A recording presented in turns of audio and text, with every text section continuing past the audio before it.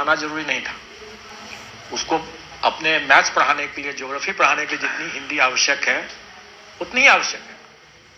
तो कुछ लोग जो सफल हुए उसमें कुछ लोग जो है जो कि 1 नंबर से छूट रहा है, मतलब 8 नंबर आया। आप ही लोग कहते कि मात्र 1 नंबर से छूट रहा है, लो इतना टफ पेपर आ गया, इन लोगों को बोनस नंबर क्यों नहीं दिए वगैरह वगैरह। तो हमने दे दिया बोनस नंबर, सबको 9 नंबर बोनस दे दिया, सब पास कर गए। तो कोई पास अगर करता है, किसी को हमने फेल नहीं किया तो नहीं किया, किसी को उसके लिए तकलीफ नहीं होनी चाहिए। अब रही बात की टीआरई 3 में, स्वाभाविक है कि कभी भी जो क्वालिफाइंग पेपर है उसमें हम उसकी विद्वत्ता, हम लोग भी लैंग्वेज के जो पार्ट होगा, जो 30 प्रश्न भाषा से संबंधित हो गया, उसमें हम लोग ध्यान रखेंगे कि ऐसा इतना स्तरीय प्रश्न न हो जाए कि उसमें अच्छे लोग भी, उसमें जो मैथ्स के अच्छे जानकार टीचर बन सकते थे, अगर उसमें भाषा के कारण से निकल जाए बाहर तो उचित नहीं होगा। और इसीलिए हम लोग इस बार टीआरई 3 में जो भाषा से संबंधित जो मामले होंगे उसका स्तर थोड़ा ठीक से रखेंगे, क्योंकि हमें बहुत ज्यादा स्तर उसमें नहीं चाहिए। और कम से कम हमें उतना व्याकरण तो बिल्कुल ही नहीं चाहिए। मतलब क्वालिफाइंग पेपर में जो उसका अपना मेन पेपर होगा वो तो अलग बात है। अगर मेन पेपर जिसका हिंदी है वो तो ठीक है, अपना होना ही है उसको। ऑप्शन सर 4 या 5, अब तक 4 अभी हम लोग उसमें परिवर्तन नहीं करेंगे।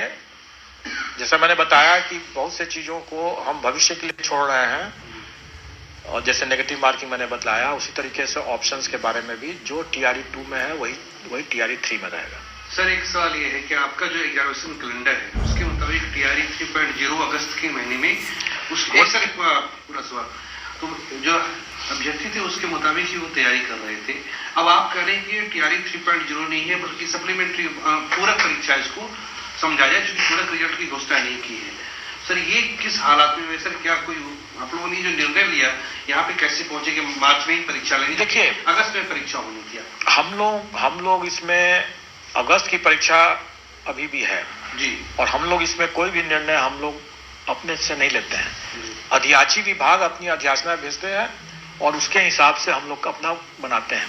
अगर अध्याची विभाग को चाहिए कि अभी तुरंत हमें चाहिए, तो अध्याची विभाग से पूछना होगा कि अभी उनको तुरंत क्यों चाहिए। यानी सर पिछले 2 हफ्ते का डेवलपमेंट है, अपना अनुभव सर बता दीजिए।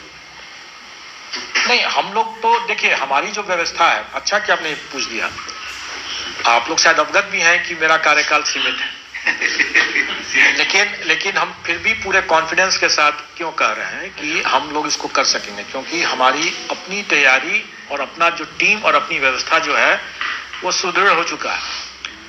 आप देखेंगे कि जो 15 दिसंबर को टीआरई 2 की परीक्षा हुई और उसके तुरंत बाद 18 तारीख को तुरंत उसके बाद जो पुनर्परीक्षा जो होना था, री एग्जामिनेशन 2 सेंटर का, वो हम लोगों ने कर लिया। इतने कम समय में हम लोगों ने कैसे कर लिया? इसलिए कि हमारे पास पूरी तैयारी है।